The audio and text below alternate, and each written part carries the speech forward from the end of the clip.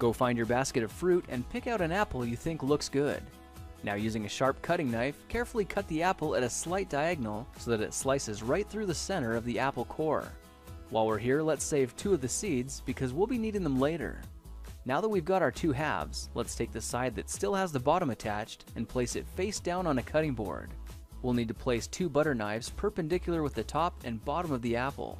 Now we can carefully cut down along one side of the apple core until the knife bottoms out on our makeshift spacers, then use the spacers as a guide to gently cut in from the side. When the 2 cuts meet, you'll have an apple wedge that pops right out. And while we're here, let's cut a piece from the other side the same way. Now our goal with these is to cut out 3 more L-shaped wedges about 1/4 inch thick. And this time, rather than cutting in sideways toward your fingers, try turning the piece over so you can cut downward and meet the first cut at the bottom. Now with a little wiggle, a new apple wedge should break free. If you repeat the process 2 more times, then stagger the pieces back together, the effect is a beautifully layered wing. Now just cut the other piece the same way and your swan's body should look like this. To make a place for the head, all we need to do is carefully cut into the front of the body and gently lift the pieces out to reveal a clean and fairly deep groove. At this point, we can go ahead and grab the other half of the apple and place it between the butter knives like before, but this time we're just going to use them as spacers to cut an even slice off the bottom.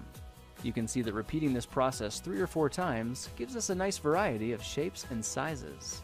Now look for a piece that resembles a heart that's been slightly flattened on top.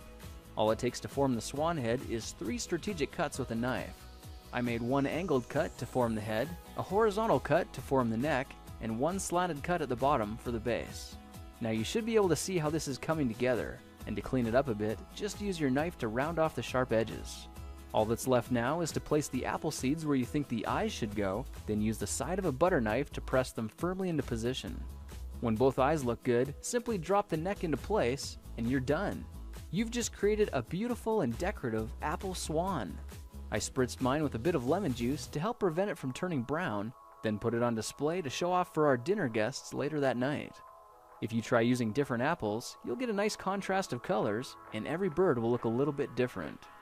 Well, now you know how to take any ordinary apple and turn it into a decorative and edible apple swan. If you like this project, perhaps you'll like some of my others. Check them out at thekingofrandom.com.